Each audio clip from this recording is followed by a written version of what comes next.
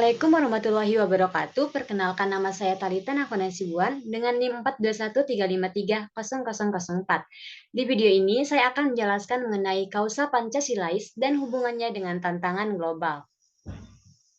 Kausa Pancasila atau asal mula Pancasila dibedakan menjadi dua teori. Yang pertama, teori asal mula Pancasila secara langsung, dan yang kedua, teori asal mula Pancasila secara tidak langsung. Kausa Pancasila atau asal mula Pancasila secara langsung menurut Noto Negoro terbagi menjadi 4 macam.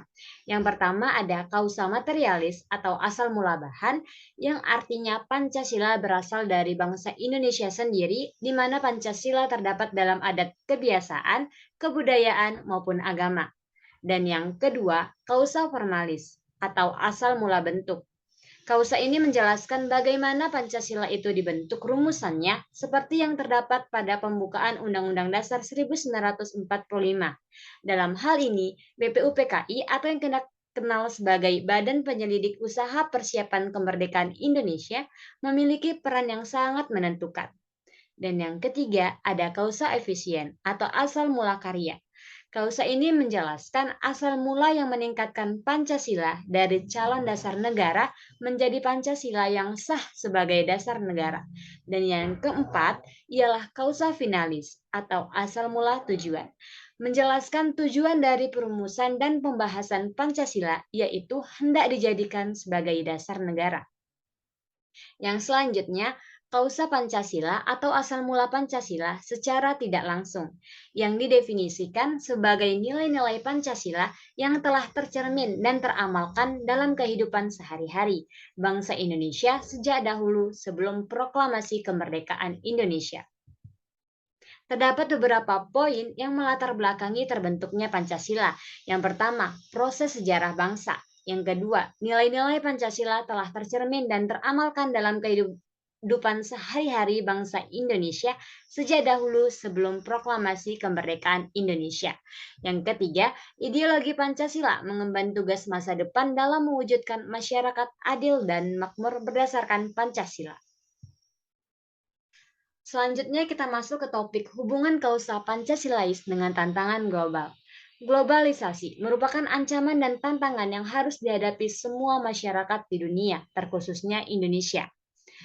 Perkembangan globalisasi, teknologi informasi dan komunikasi yang semakin maju akan memberikan dampak globalisasi yang positif maupun negatif bagi kehidupan manusia. Pancasila sebagai kausa materialis merupakan produk warisan leluhur yang digali dari nilai budaya bangsa Indonesia. Isi dari warisan leluhur tersebut dapat berupa nilai-nilai aksiologis Pancasila yang dijadikan pedoman bagi bangsa Indonesia dalam berperilaku sehari-hari, baik sebagai individu maupun sebagai anggota dalam masyarakat. Tantangan nyata bagi kehidupan berbangsa dan bernegara yang harus kita hadapi saat ini adalah bagaimana tindak tanduk kita dalam merespon fenomena globalisasi dengan berpedoman pada nilai etika Pancasila sebagai warisan budaya luhur bangsa Indonesia. Dapat kita lihat di dunia sekitar kita, banyak ancaman dan tantangan di era globalisasi ini, di mana munculnya gerakan-gerakan ekstremis, politik adu domba dengan menggunakan isu SARA, adu domba oleh pihak-pihak asing, penyebaran informasi hoaks, dan tindakan-tindakan berprovokasi melalui sosial media.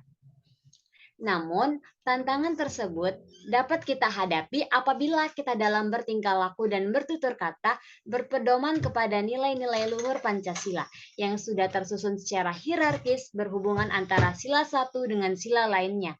Dalam era globalisasi, standar nilai sosial budaya masyarakat global ikut mempengaruhi eksistensi kepribadian bangsa pada umumnya dan khususnya bagi bangsa Indonesia. Mengaktualisasikan Pancasila di era globalisasi ialah dengan cara penggalian kembali nilai-nilai luhur Pancasila dengan mempertimbangkan rasionalitas dan aktualisasinya dalam mengatasi masalah-masalah kekinian. Dengan demikian, dapat kita simpulkan, dalam menghadapi semua tantangan yang ada di era globalisasi ini, kita harus berpedoman kepada nilai-nilai yang terkandung ke dalam Pancasila. Karena Pancasila merupakan dasar negara Indonesia. Baiklah, sekian dari presentasi saya. Saya ucapkan terima kasih. Wassalamualaikum warahmatullahi wabarakatuh.